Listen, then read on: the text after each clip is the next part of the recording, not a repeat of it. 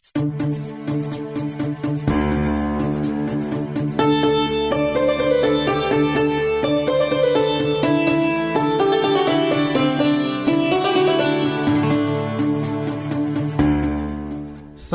स्थानीय सरकार, दिगो विकासको हकदार। हाम्रो पालिका, राम्रो पालिका। नमस्कार, रेडियो कार्यक्रम हाम्रो पालिकामा तपाईंलाई स्वागत छ। म उषा तामाङ अनि म दीपक आचार्य।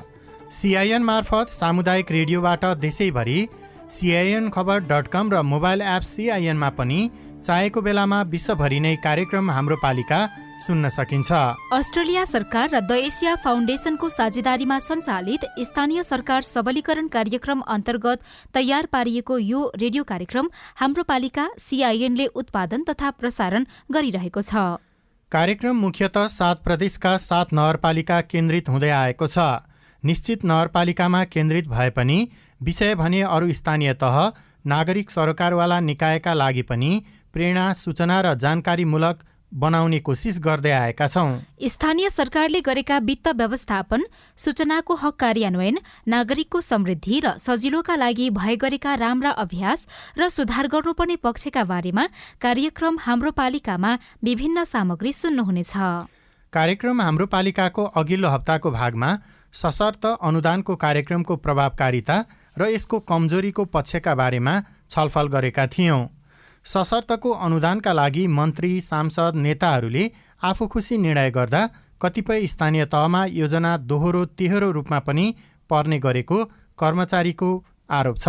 सशर्तको अनुदानका कारण स्थानीय सरकारको क्षमता कमजोर बन्दै गएको बारेमा प्राकृतिक स्रोत तथा वित्त आयोगका अध्यक्ष बालानन्द पौडेलसँगको कुराकानी सुनाएका थियौं भने कतिपय पालिकाले भने यो अनुदानको रकमले नागरिकले विकासको अनुभूत गर्न पाएको र खर्च प्रणाली पनि व्यवस्थित भएको बारेमा रिपोर्ट सुनाएका थियौं। कार्यक्रम हाम्रो पालिकाको आजको अङ्कमा समयमै बजेट कार्यान्वयन गर्न पालिकाले बनाएका योजना र त्यसको प्रभाव, समिति गठन छिटो गरिनु पर्यो भनेर चाहिँ निर्देशन गरिन्छ, कार्यान्वयनको चरणमा पनि छिटो गरिनु भनेर चाहिँ अनुगमन निर्देशन गरिएको हुन्छ। स्थानीय तहका जनप्रतिनिधि सरोकारवाला निकायले सच्याउनु पर्ने कुरा, विविध कारणले पछि गर्दै जाँदा असाढ मसान्तमा चाहिँ एकदमै भ्याइ नभई हुने त्यो प्रचलन छ। यसलाई चाहिँ अब नगरपालिकाबाटै अलिकति टाइममै कार्यक्रमहरू सञ्चालन गर्ने र वित्तीय हस्तान्तरणको सीमा समयमा पुग्दा पालिकालाई पुग्ने फाइदा। बमोजिमको आफ्नो स्रोत अनुमान गरी क्षेत्रगत बजेट र वडागत बजेटहरू निर्धारण गर्ने स्थानीय तहहरूलाई सजिलो हुन्छ। बजेट निर्माण र कार्यान्वयनमा संघ र प्रदेश सरकारको वित्तीय हस्तान्तरणको सीमाले पार्ने प्रभावका बारेमा आजको कार्यक्रम हाम्रो पालिका केन्द्रित हुनेछ। ल कान्छा, यतिका दिन जे भयो भयो, अब दाई दिदीबहिनीहरूसँग रिस नराखेस् है। कान्छा दाइले मात्र होइन क्या आमा, मेलमिलाप भइसकेपछि अब कसैले मन अमिलो बनाउनु भएन। तपाईहरूले नै रोजेका मेलमिलापकर्ता राखेर जग्गाको साँध सिमाना बारेको 9 वर्षदेखिको विवादमा मेलमिलाप भयो। योभन्दा खुसीको कुरा हामी मेलमिलापकर्ताको लागि के हुन्छ र? मेलमिलापकर्ता बाबु, हामी दुई भाइ बीचको झगडालाई यति सजिलै चाँडै मिलाइदिनु भएकोमा तपाईँलाई मुरी मुरी धन्यवाद छ। मैले यो मेलमिलाप केन्द्र भन्ने त अलि पहिले नै सुनेको थिएँ क्या बाबु। मन माझामाझ गरेर दुवै पक्षले जित्ने गरी पो कुरा मिलाउनु हुने रहेछ। कस्तो राम्रो। मनमुटाव गर्नेहरूलाई अबदेखि यो मेलमिलाप केन्द्रमै जाऊ भन्छु म चाहिँ। सुन्नुहोस् आमा, सरकारी, सामुदायिक र सार्वजनिक बाहेक जग्गा सम्बन्धी विवाद, गाली बेइज्जती, लुटपिट सहित विभिन्न 11 प्रकारका विवाद हरेक वडामा रहेका मेलमिलाप केन्द्रबाट मिलापत्र गराउन सकिन्छ नि आमा। कस्तो राम्रो। अनि हरेक वडामा यस्ता मेलमिलाप केन्द्र छन् त बाबु? छन् नि आमा, किन नहुनु। कुनै कुनै वडामा 2 वा त्यसभन्दा धेरै पनि छन्। विवादका पक्ष र विपक्षका व्यक्तिले चाहेको मेलमिलाप केन्द्रबाट निकास खोज्न सकिन्छ। वडाको मेलमिलाप केन्द्रबाट विवाद समाधान भएन भने नि आमा, हजुर, पालिकाको न्यायिक समितिले पनि विवाद समाधानका लागि छलफल गराउन सक्छ। आहा, यति भएपछि त गाउँघरको झगडा गाउँमै हाँसु खुसीका साथ मिल्ने भइहाल्यो नि, होइन त? हो नि आमा। अस्ट्रेलिया सरकार र द एसिया फाउन्डेसनको साझेदारीमा सञ्चालित स्थानीय सरकार सबलीकरण कार्यक्रम र अकोराब नेपाल। नेपाल सरकारले प्रदेश तथा स्थानीय तहको खर्चको आवश्यकता र राजस्वको क्षमताका आधारमा आएको सिफारिसमा प्रदेश र स्थानीय तहलाई वित्तीय समानीकरण अनुदान वितरण गर्ने व्यवस्था संविधान र कानूनमा छ। सरकारबाट प्राप्त उक्त अनुदान र आफ्नो स्रोतबाट उठेको राजस्वलाई प्रदेशले प्रदेशभित्रका स्थानीय तहको खर्चको आवश्यकता र राजस्वको क्षमताको आधारमा प्रदेश र कानून बमोजिम प्राकृतिक स्रोत तथा वित्तीय आयोगको सिफारिसमा वित्तीय समानीकरण अनुदान वितरण गर्दछ। त्यसका लागि प्रदेश तथा स्थानीय तहले आगामी आर्थिक वर्षका लागि आय व्ययको प्रक्षेपण गरिएको तथ्याङ्क सहितको विवरण पुस मसान्तभित्रमा संघीय सरकारलाई पठाउनुपर्छ। यसमा खर्चको अनुमान, आफ्नो स्रोतबाट प्राप्त हुने राजस्वको अनुमानित रकम, बजेट घाटा पूर्ति गर्न आवश्यक अनुमानित रकम र स्रोतको बारेमा जानकारी गराउनुपर्छ। त्यसका आधारमा चैत मसान्तसम्म प्रदेश सरकार र संघीय सरकारले फागुनभित्रै के कति बजेट स्थानीय तहलाई उपलब्ध गराउने हो भन्ने बारेमा सीमा हस्तान्तरण गर्नुपर्दछ। बजेटको सीमा समयमा निर्धारण नहुँदा स्थानीय सरकारको बजेट निर्माणको काम पनि प्रभावित हुन्छ भन्ने सिकाइ जनप्रतिनिधि र कर्मचारीको छ। बजेट सीमा प्राप्त गरेपछि स्थानीय सरकारले आफ्नो स्रोत अनुमान तथा बजेट सीमा निर्धारण समितिको बैठक राखेर पूर्व योजना तर्जुमाका बारेमा छलफल गर्छन्। त्यसपछि वडा तथा क्षेत्रगत रूपमा बजेटको सीमा तोक्छन्। दोलखाको भीमेश्वर नगरपालिकाका वरिष्ठ लेखा अधिकृत जगदीश अरियाल, वित्तीय हस्तान्तरणको सीमा बेलैमा अथवा समयमै प्राप्त भयो भने सो बमोजिमको आफ्नो स्रोत अनुमान गरी क्षेत्रगत बजेट र वडागत बजेटहरू निर्धारण गर्ने स्थानीय तहहरूलाई सजिलो हुन्छ। समयमा उपलब्ध भएन अथवा योजना तर्जुमा भन्दा अगाडि नै उपलब्ध भएन भने बजेट बीचहरूको सन्तुलन मिलाउन र सबै क्षेत्रहरू विषयवस्तुहरूलाई समेटेर सन्तुलित बजेट निर्धारण गर्न स्थानीय तहहरूलाई कठिन हुन्छ। सङ्घ र प्रदेशबाट वित्तीय सीमा हस्तान्तरण समयमै हुँदा स्थानीय तहहरूलाई बजेट निर्धारण गर्नको लागि समेत सजिलो हुन्छ। वित्तीय हस्तान्तरणको सीमाहरू सबै प्राप्त गरिसकेपछि, अनुदानका सीमाहरू, राजस्व बाँडफाँडका सीमाहरू सबै प्राप्त गरिसकेपछि आफ्नो आन्तरिक आय समेतको बजेटलाई जोडी कुल बजेट निर्धारण गरिन्छ। यसरी निर्धारण गरिएका बजेटहरूलाई चाहिँ बजेटको सीमा तथा स्रोत अनुमान समितिले क्षेत्रगत र शाखागत रूपमा बाँडफाँड गर्छ।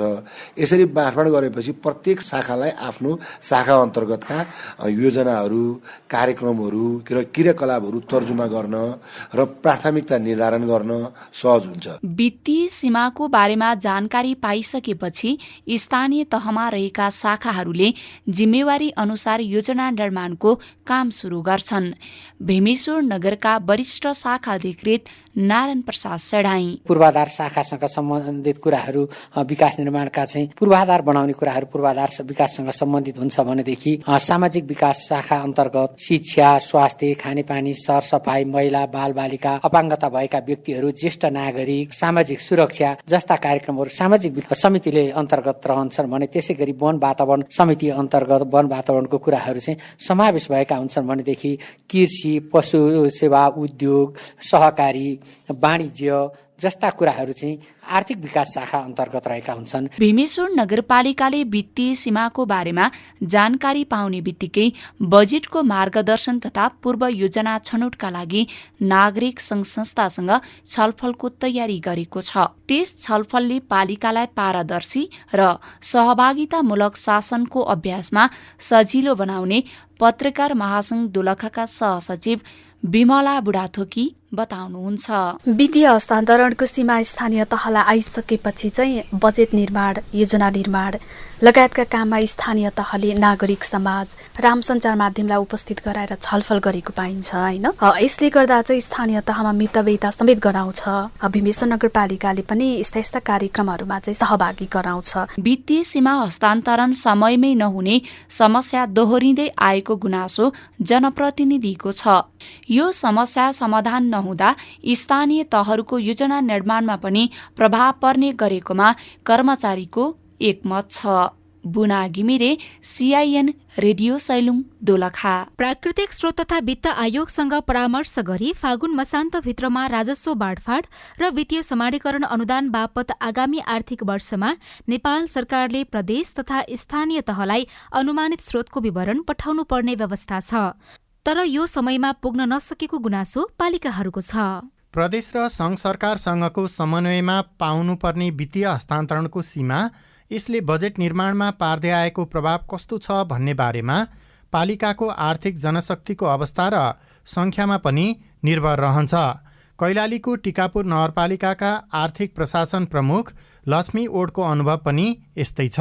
स्थानीय सरकार सञ्चालन ऐनमा प्रावधान के राखेको छ भने हाम्रो पौष महिनामा केन्द्रको, त्यसपछि चैत महिनामा प्रदेशको र वैशाख महिनामा स्थानीय तह यो बजेट बनाउने कुराहरू, बजेटलाई कसरी आगामी वर्षको बजेटका लागि तयारी गर्ने भनेर स्पष्ट कुरा लेखेको हुँदाखेरि स्थानीय तहलाई प्रदेश तथा सङ्घ सरकारले एउटा सीमा निर्धारण गरेर सामान्यकरणबाट कति, सशस्त्रबाट कति, विशेष सम्पूरकबाट कति भनेर एउटा स्रोत निर्धारण गरेर हामीलाई राजस्व बाँडफाँड कति भनेर स्पष्ट पत्रचार गरेर आएको हुन्छ। अहिलेसम्मको प्र्याक्टिस हेर्ने हो भने हाम्रो समयमा त्यो आएको अवस्था छैन, किनभने स्थानीय सरकारको बजेट निर्माणको प्रक्रिया वैशाखबाट सुरु गरेर असारको 10 गते भित्र बजेट चाहिँ ल्याइसक्नु पर्ने अवस्था हो। तर हामी कहाँ कतिपय सिलिङ निर्धारण भन्छ, जसलाई सिलिङ निर्धारणको लागि जबसम्म प्रदेशको र सङ्घको कति आउने भन्ने कुरा जब हामी कहाँ समयमा नआउँदाखेरि बजेटको आकार कत्रो हुने, बजेट कसरी परिचालन गर्ने, बजेटको अनुमान कति गर्ने भन्ने कुरा अन्यल छ। त्यसैले अब हाम्रो आउनुपर्ने भनेको प्रत्येक सङ्घ सरकारबाट र हाम्रो प्रदेश सरकारबाट चाहिँ फागुनभित्र यो तपाईँहरूको स्थानीय तहलाई यो तपाईँ सामान्यकरण शीर्षकमा यति, सशस्त्रमा यति, राजस्व बाँडफाँडमा यति भनेर समयमा आइदिएको भए स्थानीय तहलाई के सहज हुन्छ भने हाम्रो बजेटलाई कत्रो आकारको बनाउने, त्यो बजेटलाई कसरी परिचालन गर्ने र त्यसको एउटा समय तालिका कसरी निर्धारण गर्ने भन्ने कुरा निर्गोल हुन सजिलो हुन्छ भन्ने मलाई लाग्छ। यसरी वित्तीय हस्तान्तरणको सीमा जो तोकिएको हुन्छ त्यो अनुसार समयमै पुग्दा र नपुग्दाका प्रभावहरू कस्ता देखिन्छन्? अभियसली अब समयमा पुग्नु भनेको नै सबै कामहरूलाई हामीले चाहिँ सेड्युल अनुसार चाहिँ गर्न सक्नु भन्ने बुझ्नुपर्ने हुन्छ। अब समयमा पुगेन भने जब हाम्रो बजेटको सिलिङ निर्धारणको लागि स्थानीय तह आफैमा पनि स्रोतको लागि इन्डिपेन्डेन्ट छैन, आफैमा इन्डिपेन्डेन्ट भएको भए हाम्रो बजेटलाई कति बनाउने, कसरी बनाउने भनेर एउटा आफ्नो तरिकाले कार्यक्रम सेड्युलहरू निर्धारण गर्न सहज हुन्थ्यो। कार्यक्रमको समय तालिका निर्धारण गरौँ, तर समयमा आउने जुन सिलिङ छ समयमा आएन भने त्यो बजेटको आकार कत्रो हुने, बजेटलाई हामीलाई कुन कुन शीर्षकबाट कसरी प्राप्त हुने भन्ने कुरा जबसम्म आउँदैन समयमा, तबसम्म बजेट ढिलो हुनु भनेको नै हाम्रा कार्यक्रम पनि ढिलो हुनु हो, कार्यान्वयनको कुराहरू पनि ढिलो हुनु हो। यसले गर्दा समयमा आउनु र समयमा आएको भए यसले चाहिँ पोजिटिभ इम्प्याक्ट पार्छ भन्ने मलाई चाहिँ लाग्छ। सङ्घ र प्रदेशबाट वित्तीय हस्तान्तरण भएर जो आउँछ यसलाई प्रभावकारी अर्थात् कस्तो भइदिएको भए स्थानीय सरकारलाई काम गर्न सजिलो हुन्छ? कतिपय ठुल्ठुला स्थानीय तह जो हिजो विगतमा आफ्नै धेरै स्रोत भएका स्थानीय तहलाई त कतिपय कामहरू गर्न अवरोध नहोला, तर वार्षिक रूपमा बजेटलाई आकार दिनको लागि हामी सम्पूर्ण स्थानीय तह सङ्घ र प्रदेश सरकारसँग डिपेन्डेन्ट छौँ। यी कुराहरूलाई करेक्सन गर्नलाई समयमा सिलिङ आइदिनु पर्ने हुन्छ। हाम्रो स्थानीय सरकार सञ्चालन ऐनमा भनेको एउटा बजेटको लागि छुट्टै प्रावधान राखेको छ। सङ्घ सरकारले कसरी गर्ने, प्रदेश सरकारले कसरी गर्ने, स्थानीय सरकारले कसरी गर्ने भनेको छ। त्यही सेड्युल अनुसार हामीलाई सिलिङ प्राप्त भयो छ भने यसले गुड प्र्याक्टिस पनि हुन्छ र हाम्रा कार्यक्रमहरू अगाडि लैजान सकिन्छ र वित्तीय हस्तान्तरणको लागि हामीले कति प्राप्त हुन्छ त्यसकै आधारमा कस्तो कार्यक्रम निर्धारण गर्ने भन्ने कुरा, एउटा कार्यक्रमको डिजाइन गर्न, बजेटको आकार निर्धारण गर्न र बजेटलाई चाहिँ सही सलामत समयमै पारित गर्न सहज हुन्छ। प्रदेश सरकारले भने प्राकृतिक स्रोत तथा वित्त आयोगको परामर्शमा चैत मसान्तभित्रमा स्थानीय तहलाई उपलब्ध गराउने वित्तीय अनुदानको अनुमानित विवरणका बारेमा जानकारी दिनुपर्छ। यसको तयारी कस्तो छ त? मध्य प्रदेशको अर्थ मन्त्रालयका सचिव प्रेम प्रसाद भट्टराई: हामीले गृह कार्य गरिसकेका छौँ। रकम अब त्यो एउटा बैठक बसेर निर्णय गरेर अगाडि बढ्छ, त्यसको तयारी छ। अहिले म पनि भर्खरै आएको र मभन्दा अगाडिका तयारीहरूको अपडेट गरेर अब यस प्रदेशमा 8 जिल्लामा भएका पालिकाहरूलाई हामीले वित्तीय हस्तान्तरण गर्छौँ। त्यो बाध्यकारी हुन्छ र हामीले दिनु पनि पर्छ। 1 हप्ता जतिमा हामी पठाइसक्छौँ। 1 हप्ता भन्नाले अब यो राष्ट्रपति सामान्य राष्ट्रपतिको चुनाव पछिको 1 हप्तापछि हामी पठाइसक्ने प्रयासमा हुन्छौँ। उहाँहरूले अब त्यसको कार्यक्रमहरू पनि बनाएर हामीलाई पेश गर्नुपर्ने हुन्छ। कार्यक्रमको गाइडलाइन दिनुपर्छ। सशक्त अनुदान हो, के गर्ने भनेर दिनुपर्ने हुन्छ। उहाँहरूले यो गर्छौँ भनेर हामीलाई कार्यक्रम चाहिँ दिनुपर्छ। हामीले खर्च गर्ने क्षेत्रहरू तोकेर तर्फका अनुदान पठाउँछ। सार्वजनिक वित्त व्यवस्थापन अनुसार मध्य प्रदेश सरकारको अहिले यो वर्ष चालु आर्थिक वर्षको खर्च चाहिँ कस्तो भइरहेको छ? अब यसो छ, अहिले केन्द्रबाट 20% कटौतीको आएको छ र हामीले मध्यावधि खर्च कति भयो त्यो अपडेट लिँदैछौँ। त्यसको अत्यावधिक लिन अलिक टाइम लाग्छ। पुष मसान्तसम्मको लिइसक्नु पर्ने हो। सरपुर गरेको छ, तथ्याङ्क आइरहेको छ, पुरा आइसकेको छैन। पहिलो कुरो 20% कुन कुनमा काट्नुहुन्छ त्यो काटेर पठाउनुहोस् भन्ने हो हामीले। दोस्रो पुष मसान्तसम्मको तपाईँहरूको खर्चको के कति भयो त्यो हामीलाई समीक्षाका लागि चाहिन्छ भनेर हामीले पठाएको छौँ। त्यो पनि 2 हप्ता जतिमा आउँछ होला। हामी अलि युद्ध स्तरमा लागेका छौँ। नेपालको संविधानको धारा 251 को उपधारा 1 मा राष्ट्रिय प्राकृतिक स्रोत तथा वित्त आयोगको कार्यक्षेत्रका बारेमा उल्लेख गरिएको छ। त्यसअनुसार सङ्घ, प्रदेश र स्थानीय सरकार बीच राजस्वको बाँडफाँड गर्ने विस्तृत आधार र ढाँचा निर्धारण गर्ने, समानीकरण अनुदान सम्बन्धमा सिफारिस गर्ने, प्रदेश सञ्चित कोषबाट प्रदेश र स्थानीय सरकारबीच राजस्वको बाँडफाँड गर्ने विस्तृत आधार र ढाँचा निर्धारण गर्नुपर्दछ। सङ्घ, प्रदेश र स्थानीय सरकारको खर्च जिम्मेवारी पूरा गर्ने र राजस्व असुलीमा सुधार गर्नुपर्ने उपायहरूको सिफारिस गर्ने, सङ्घ, प्रदेश सरकारको राजस्व बाँडफाँड आधारको पुनरावलोकन गरी परिमार्जनको सिफारिस गर्ने अधिकार पनि आयोगलाई छ। आगामी आर्थिक वर्षको वित्तीय हस्तान्तरणको सीमाका बारेमा आयोगले के कस्तो परामर्श दिँदैछ? स्थानीय तहमा यो सीमाका बारेमा ढिलो जानकारी जानुमा के कारण छन्? समानीकरण अनुदानका बारेमा यसपालि के नयाँ निर्णय हुँदैछ? यस विषयमा साथी लीलप्रकाश चन्दले प्राकृतिक स्रोत तथा वित्त आयोगका उपसचिव लक्ष्मीप्रसाद रेग्मीसँग कुराकानी गर्नुभएको छ।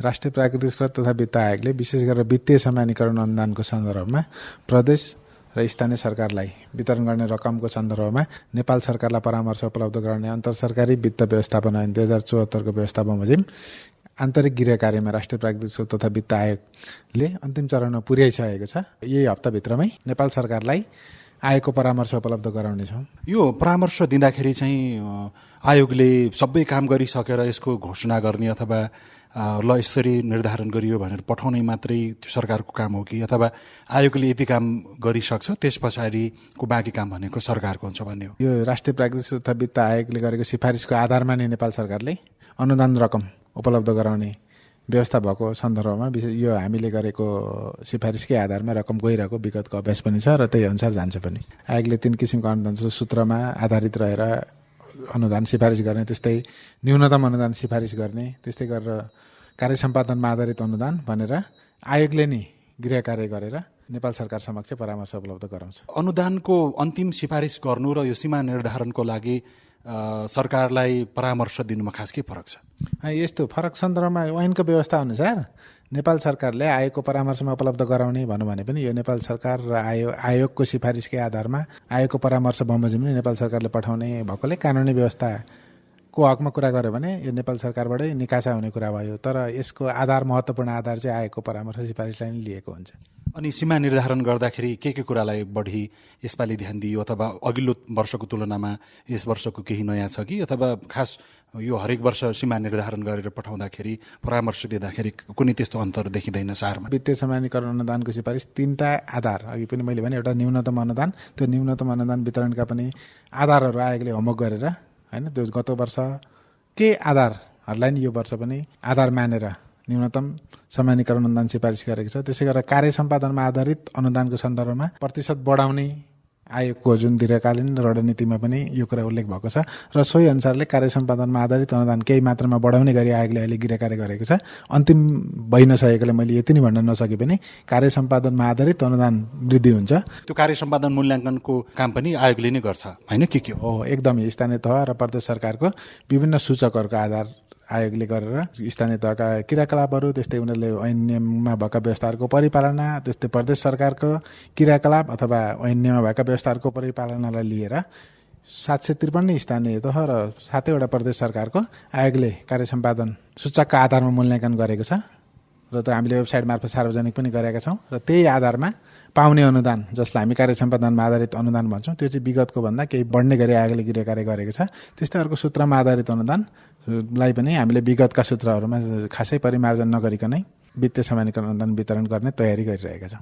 पछिल्लो पटक आयोगले निकालेको एउटा प्रतिवेदनमा स्थानीय तहहरूले खर्च कति हुन्छ र आम्दानी कति हुन्छ भनेर खासै भ्यू पाएनन् भन्ने चाहिँ त्यहाँबाट देखिन्छ। किनभने निश्चित यति आम्दानी गर्ने भन्यो, आम्दानी फेरि पछाडि अन्तिम समयमा आएर अलि धेरै हुने र त्यसले गर्दाखेरि बजेट निर्माणमा अझै स्थानीय तहहरूमा परिपक्वता आवश्यकता महसुस गरेको जस्तो त्यो प्रतिवेदनमा देखिन्छ होइन। ती कुरालाई पनि यो सीमा निर्धारण गर्दाखेरि कहीँ न कहीँ ख्याल गरिन्छ। त्यो कार्य सम्पादन सूचकमा होइन राजस्व क्षमताको कुरा, राजस्व प्रक्षेपणका कुरा होइन, अनि कति प्रतिशत पुँजीगत खर्च गरेका, समयमा बजेट नल्याएको लगायतका विभिन्न सूचकहरू राखेका छौँ र यहाँले उठाउनु भएको विषयवस्तुको सन्दर्भमा हाम्रो अनुभव पनि बजेटलाई अझै बढी तथ्यपरक वस्तुपरक बनाउने सन्दर्भमा सबै तहका सरकारहरू, चाहे त्यो सङ्घीय तह, प्रदेश र स्थानीय तह, सबैले नि यसतर्फ अझै बढी होइन क्रियाशील हुनुपर्ने, अझै बढी सुधार गर्नुपर्ने पाटो त अवश्य पनि रकै देखिन्छ आएको तर्फबाट भन्नुपर्दा। अनि सङ्घीय मामिला तथा सामान्य प्रशासन मन्त्रालयले पनि स्थानीय तहहरूले स्वमूल्याङ्कन गर्ने गरी त्यो प्रकारको संरचना, त्यसको संयन्त्र त्यहाँ त्यस्तो छ होइन। केही तथ्याङ्कहरू समन्वय गरेर आयोगले पनि त्यसबाट केही न केही यो तथ्याङ्कलाई उपयोग गर्छ कि, अथवा आयोगले छुट्टै गर्ने हो त्यो सामान्य प्रशासन मन्त्रालयको र आयोगको तथ्याङ्क त्यो मूल्याङ्कनसँग कुनै सम्बन्ध छैन? मामिला मन्त्रालयले गर्ने लिसा यहाँले भन्नुभयो हो, र त्यो र हाम्रो सूचकहरू हामीले विशेष गरेर स्थानीय तहको हकमा 17 प्रदेशको हकमा 11वटा सूचक राखेका छौँ भने त्यो लिसामा त्योभन्दा बढी सूचकहरूका आधारमा सङ्घीय मामला तथा सामान्य प्रशासन मन्त्रालयले गर्छ र हामीले विशेष गरेर प्रक्रियागत आधारहरू, नीति नियम कानुनको पालनासँग सम्बन्धित सूचकहरूलाई बढी महत्त्व दिएर सोही आधारमा मूल्याङ्कन गरेकोले ठ्याक्कै हामी त्यो लिसाको डाटा यतातिर ल्याउने भन्दा पनि हाम्रो पोर्टलको व्यवस्था गरेका छौँ। हामीले हाम्रो वेबसाइटमा कार्य सम्पादन सूचक सम्बन्धी छुट्टै पोर्टल मार्फत प्रदेश र स्थानीय तहहरू मार्फत प्रत्यक्ष रूपमा तथ्याङ्क लिएर हामीले आफ्नै किसिमले मूल्याङ्कन गरेका छौँ। केही बढाएर पठाइँदैछ भन्नुभयो अघि मात्र यहाँले होइन, त्यो भनेको चाहिँ कस्तो, बजेट बढेर जाने हो कि, अथवा यो अहिले यहाँबाट बढाएर जाँदाखेरि बजेटमा यसले पार्ने प्रभाव अथवा केही न केही त सोचेर नै बढाउन खोजिराख्नु भएको होला? कार्य सम्पादनमा आधारित अनुदानको सन्दर्भमा चाहिँ टोटल हामीले जति वित्तीय समानीकरण अनुदान पठाउँछौँ त्यसको निश्चित प्रतिशत कार्य सम्पादनमा आधारित अनुदान पठाउने भएको हिसाबले गर्दा राम्रो कार्य सम्पादन गर्ने पालिकाहरूको सन्दर्भमा कार्य सम्पादन सूचकमा आधारित अनुदान चाहिँ अलिक बढ्न सक्छ भन्ने कुरा हो। त्यो सीमा निर्धारण गर्दाखेरि अहिले हजुर कार्य सम्पादनमा आधारित सूचक टोटल अनुदान जति हामीले दिन्छौँ त्यसमध्येमा कार्य सम्पादनमा आधारित अनुदानलाई चाहिँ अलिक बढी महत्त्व दिने भन्ने सन्दर्भमा गिराकार्य गरिरहेका छौँ। आयोगले सिफारिस अथवा परामर्श दिइसकेपछि सरकारले त्यसै अनुसारको मातहतका निकायमा पठाउनु पर्यो, तर सङ्घ सरकारले फागुनभित्रमा अनि प्रदेश सरकारले यो सीमा निर्धारण विवरण चाहिँ चैतभित्रमा पठाइसक्नु पर्ने भनेर त्यहाँ लेखिएको छ होइन। त्यो चाहिँ किन फरक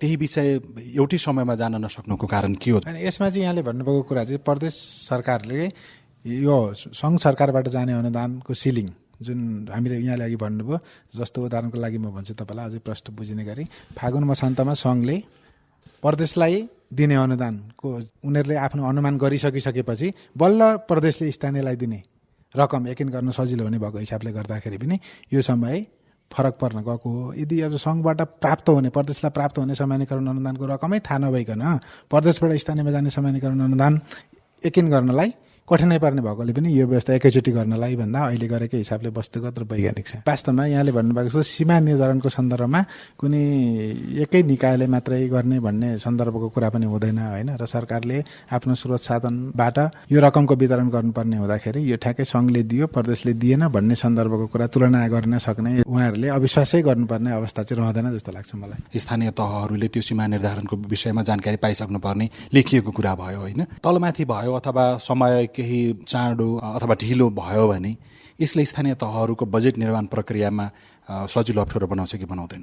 होइन, यसमा त यो निश्चित समयावधि ऐनमै किटान गरिने भएकोले, निश्चित किटान भएकोले सोही अनुसार नै यो काम हुन्छ। यसमा त्यस्तो त्यो निर्धारित समयभन्दा ढिलो भन्ने अवस्थै हुँदैन। तर जस्तो आयोगले समयमै पठायो भने पनि सरकारले पठाउँदाखेरि त्यो ढिला पठाउँछ भनेर जनप्रतिनिधिले गुनासो गरेको धेरै सुनिन्छ होइन। आयोगले परामर्श दिइसकेपछि, एउटा सिफारिस पठाइसकेपछि सरकारहरूले त्यसबारेमा जानकारी दिनको लागि, त्यसलाई अझ परिपक्व बनाउनको लागि केही समय लाग्ने भएर हो कि, अथवा जानै रोके भनेर जनप्रतिनिधिले गुनासो गर्छन्, त्यो साँचो हो? होइन, यसमा विशेष गरेर वित्तीय समानीकरण अनुदानको हकमा आयोगले गरेको सिफारिस केही कार्यान्वयन नेपाल सरकारबाट हुने अवस्था भएको कारणले गर्दा यसमा त्यस्तो यहाँले अघि भने जस्तो त्यहाँ गएर धेरै होमवर्क गर्नुपर्ने, गृह कार्य गर्नुपर्ने अवस्था देखिँदैन। त्यही कारणले समयमै यो जान्छ भन्ने अपेक्षा गर्ने। आयोगले सीमा निर्धारण गरेन भने चाहिँ के हुन्छ? अनि यो त आयोगको संवैधानिक काम हो, आयोगले गर्छ आफ्नो समयभित्र। यसमा नगर्ने भन्ने विषय नै भएन। हामी अहिले पनि हामी अन्तिम चरणमा छौँ। मैले यहाँलाई भनिसकेँ, यो निर्धारित समयभित्रै हामीले गर्छौँ। प्राकृतिक स्रोत तथा वित्त आयोगका उपसचिव लक्ष्मी प्रसाद रेग्मी, उहाँका अनुसार आयोगले अबको 1 हप्ताभित्रै वित्तीय हस्तान्तरणको सीमाका बारेमा सरकारलाई परामर्श पठाउने तयारी गरेको छ। तपाईँ यति बेला रेडियो कार्यक्रम हाम्रो पालिका सुन्दै हुनुहुन्छ। सामुदायिक सूचना नेटवर्क CINले उत्पादन र प्रसारण गरिरहेको कार्यक्रम हाम्रो पालिकाको आजको अङ्कमा हामी बजेटको प्रभावकारी कार्यान्वयन अनि बजेट निर्माण र कार्यान्वयनमा सङ्घ प्रदेश सरकारको वित्तीय हस्तान्तरणको सीमाले पार्ने प्रभावका बारेमा छलफल गरिरहेका छौँ। तपाईको स्थानीय तहले गरेको काम कारबाही तपाईलाई कस्तो लागिरहेको छ? सुनाउन मन छ भने 01 52 60 646 मा फोन गरेर आफ्नो कुरा राख्न सक्नुहुनेछ।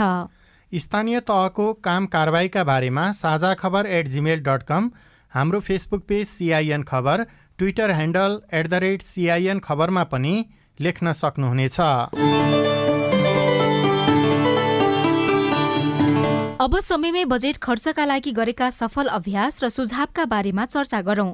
यसबारेमा कतिपय पालिकाले राम्रो अभ्यास गरेका छन् भने कतिपयमा सुधार गर्नुपर्ने देखिन्छ। स्थानीय तहको बजेट तर्जुमा गर्दा आवधिक योजना तयार गरी त्यससँग तालमेल खर्च व्यवस्थापनमा सुधार गर्नुपर्ने हरेक वर्ष महालेखा परीक्षकको कार्यालयले सुझाव दिँदै आएको छ। तर अधिकांश स्थानीय तह आर्थिक वर्ष सकिनै लाग्दा बजेट खर्च गर्ने हतारमा हुँदा लगानी खेर जाने वा गुणस्तरीय काम नहुने सम्भावना पनि उत्तिकै हुन्छ। समयमै बजेट कार्यान्वयनका लागि पालिकावासीको भूमिका चाहिँ कस्तो हुन्छ त? बजेटमा उल्लेख भए अनुसार समयमै खर्च भयो भने जुन उद्देश्य लिएको हुन्छ त्यसमा उपलब्धि पनि हासिल हुन्छ। तर धेरैजसो स्थानीय तहमा त्यस्तो अभ्यास हुन नसकेको गुनासो बढ्दै जाँदा पाल्पाको तानसेन नगरपालिकाले आर्थिक वर्षको अन्त्यमा बजेट खर्च हुने अवस्था हुन नदिन सावधानी अपनाएको दावी गर्छ नगरपालिकाका प्रवक्ता यादव सिंह कार्की। अहिले चाहिँ हामी चैत मसान्तभित्र सबै योजनाहरू सम्पन्न गर्नुपर्छ भनेर लागेका छौँ। करिब 744 वटा योजनाहरू छन् 14 वटा मध्येका। हामीले वडामा त्यही अनुसारको पत्रचार गरिसकेका छौँ। मासिक चाहिँ प्रगति प्रतिवेदनहरू माग गरेका छौँ। कतिवटा योजना सम्पन्न भए, अब कतिवटा सम्पन्न हुन बाँकी छन्। अब यो सम्पन्न नहुनुको कारण के हुन् सबै कारण सहित हामीले चाहिँ प्रतिवेदनहरू माग गर्दै गरेका छौँ र योजनाहरू अब कतिपय सम्पन्न भइसकेका छन्, कतिपय सम्पन्न हुने चरणमा छन्। स्रोत साधनको उपयोग मितव्ययी, दक्षतापूर्वक र प्रभावकारी रूपले भएको समयमा गर्न सके मात्र उपभोक्ताहरूले लाभ लिन सक्छन्। वडा वडामा योजना फर्स्यौटका लागि ताकेता गर्ने, सहजीकरण गर्ने र चैत्र महिनाभित्रै योजनाको काम सम्पन्न गर्ने लगायतका योजना नगरपालिकाको छ। नगरपालिकाका सूचना अधिकारी भरत प्रसाद आचार्य। आषाढ मसान्तमा 81 बजेट खर्च हुने क्रमबाट रोकिनका लागि तानसेन नगरपालिकाले विभिन्न समयमा मार्ग निर्देशन गरेर पठाएको हुन्छ। कुन योजना कतिखेर गर्ने भनेर कार्ययोजना सहित बनाएर पठाएको हुन्छ। साथसाथै विभिन्न समिति गठनका कुराहरू छन्। समिति गठन छिटो गरिनु पर्यो भनेर चाहिँ निर्देशन गरिन्छ। कार्यान्वयनको चरणमा पनि छिटो गरिनु भनेर चाहिँ अनुगमन निर्देशन गरिएको हुन्छ। कार्यपालिका बैठकबाट पनि नगर प्रमुखज्यू, वडाध्यक्षज्यूहरूसँग परामर्श छलफल गरेर चाहिँ त्यो कुराहरू चाहिँ जानकारी गराइरहेको हुनुहुन्छ। चालू आर्थिक वर्षका लागि विनियोजन गरिएको 744 योजना मध्ये 6 महिनामा 30% बढी योजना नगरपालिकाले सम्पन्न गरिसकेको छ। समयमा नै योजनाको काम सम्पन्न गर्न पालिकावासीलाई नै जागरूक बनाउनुपर्छ भन्नुहुन्छ एकजना नागरिक अगुवा सीताराम घिमिरे। वडा समितिहरूमा त्यो सचेतना हुनुपर्छ, तालिम दिनुपर्छ, तिनीहरूलाई चाहिँ जानकारी दिनुपर्छ। त्यो चाहिँ के भन्दा प्राविधिकहरू गएर यो यसरी गर्नुपर्छ भनेर ती कुराहरू चाहिँ दिएको हुनु पर्यो। अनि त्यो वडा समितिहरूले इस्टिमेट गरिया हुन्छ। त्यो इस्टिमेटको आधारमा तिनीहरूले काम गरेको नगरेको एक त अनुगमन हुनु पर्यो। अनुगमन गर्दाखेरि अवगतलाई मर्क नपर्ने र चाहिँ अब काम सकिनै लागेको छ, अलिकति थोरै मात्रै बाँकी भयो भने पनि त्यसलाई चाहिँ अलिकति थपथाप गरेर हुन्छ, के हुन्छ, त्यसलाई पुरा गर्ने वातावरण चाहिँ बनाइदियो भनेदेखि त्यो चाहिँ अवगतलाई पनि सजिलो हुन्छ, जनतालाई पनि अब विश्वास बढ्दै जान्छ। समयमा बजेट खर्च गर्न नसक्नुमा प्राय स्थानीय सरकारले सार्वजनिक खरिद अनुगमनको प्रक्रियालाई दोष दिने गरेका छन्। तर सार्वजनिक खरिद अनुगमन कार्यालयले भने प्रक्रियागत रूपमा नजाँदा अन्तिम समयमा बजेट खर्च हुने गरेको बताउँदै आएको छ। Vijay Kumar Baudel, CIN radio Madan Pokhara Palpa. Budget निर्माणमा मात्रै होइन, यसको कार्यान्वयनमा पनि विभिन्न चरण तोकिएको छ। यसरी चरणहरू तोकिनुको कारण भनेकै बजेट समयमा बनोस् र समयमै कार्यान्वयन होस् भन्ने हो। स्थानीय तहको पहिलो 5 वर्षे कार्यकाल सकिँदा पनि बजेट कार्यान्वयनमा समस्या दोहोरिनुको कारण के होला? सुर्खेतको वीरेन्द्रनगर नगरपालिकाका कर्मचारीको विचार तथा सुझाव सुनौ। म पूर्ण आचार्य। 3 महिनामा, 6 महिनामा, 9 महिनामा र वर्षमा सकाउने योजनाहरूलाई चाहिँ अगाडि नै जुन कामको प्रगति हुन्छ त्यसलाई चाहिँ समीक्षा गरेर त्यो अनुसारको जनशक्तिहरू आय गर्न सम्बन्धित निकायहरूलाई पनि दबाब सिर्जना गर्नुपर्छ र यदि काम गरेनन् भने ती निकायहरूलाई कारबाहीको दायरामा ल्याएर काम गर्न थाल्ने संस्कार जुन हामीले बसाल्न सक्यौं भने अर्को आगामी वर्षदेखि त्यसरी हुने काम, वर्षको अन्तमा हुने कामहरू चाहिँ रोकिन्छन् र टाइममै काम गर्नुपर्छ भन्ने मान्यता सम्बन्धित निकायलाई हुन्छ अथवा जिम्मेवार निकायलाई हुन्छ र उनीहरूले त्यो अनुसारको योजना बनाएर जनशक्ति प्रयोग गर्छन् र विकासको आयोजनाहरूलाई अगाडि बढाउँछन् भन्ने मलाई लाग्छ। नमस्कार, म चाहिँ ज्योति केसी, म यहाँ नगरपालिका सामाजिक शाखामा कार्यरत छु। यो बजेटिङको कुरा चाहिँ अब जुन पालिकाबाट गर्ने कामहरूमा योजनाहरूमा छुट्याइने बजेटहरू छ त्यो चाहिँ एकदम समयमा नै बजेटहरू छुट्याइनुपर्छ र समयमा नै त्यो कामहरू सम्पन्न गर्नुपर्छ। हाम्रो चाहिँ एक त बजेटै ढिलो आउने होइन, अनि त्यो कार्यक्रम पनि अब पछि गराउँदा भन्दै थन्काउँदै अब विविध कारणले पछि गर्दै जाँदा असाढ मसान्तमा चाहिँ एकदमै भ्याइ नभ्याइ हुने त्यो प्रचलन छ। यसलाई चाहिँ अब नगरपालिकाबाटै अलिकति टाइममै कार्यक्रमहरू सञ्चालन गर्ने र लाने जुन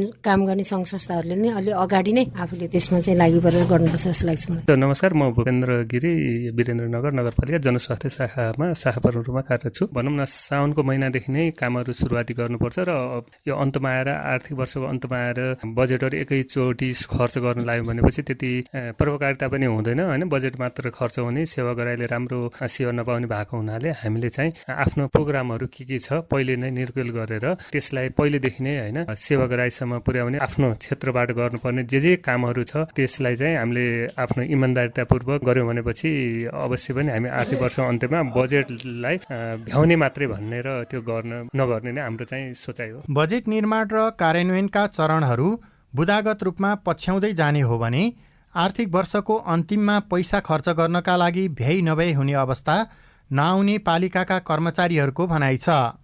भएका कमजोरी सच्याउनका लागि जनप्रतिनिधि र कर्मचारी दुवै पक्षको भूमिका अत्यन्त महत्त्वपूर्ण हुन्छ। पाल्पाको तानसे नगरपालिकाले बजेट खर्च समयमा होस् भन्नका लागि ओडा उपभोक्ता समिति र सरकारवाला बीचको समन्वय र अनुगमनमा ध्यान दिएको जनाएको छ।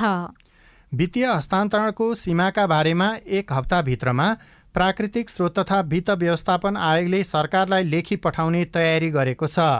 कार्यक्षमता मूल्याङ्कनको नतिजाका आधारमा समानीकरण अनुदानको रकम बढाउने तयारी पनि गरिएको छ। यिनै सार समेटिएका विभिन्न सामग्रीसँगै तपाईँ हाम्रै घरदैलोका स्थानीय सरकारको बारेमा छलफल गर्ने रेडियो कार्यक्रम हाम्रो पालिकाको आजको अङ्कबाट भने बिदा लिने समय भएको छ। तपाईलाई तपाईको पालिकासँग केही सोध्न, भन्न, जान्न, बुझ्न अथवा समस्या सुनाउन मन छ भने टेलिफोन नम्बर 015260 646 मा फोन गरेर दिएको निर्देशनअनुसार रेकर्ड गराउन सक्नुहुनेछ। फेसबुक पेज CIN खबर, ट्विटर ह्यान्डल @CIN खबरमा पनि लेख्न सक्नुहुनेछ। प्राविधिक साथी सुनिल राज भारतलाई धन्यवाद। रेडियो कार्यक्रम हाम्रो पालिकाको आजको अङ्कबाट सहकर्मी साथीहरू ईश्वर साउद, कल्पना ढेङ्गा मगर, विजय बौडेल, बुना घिमिरे, विनोद महतो सहित हामी सबै विदा भयौं। नमस्कार।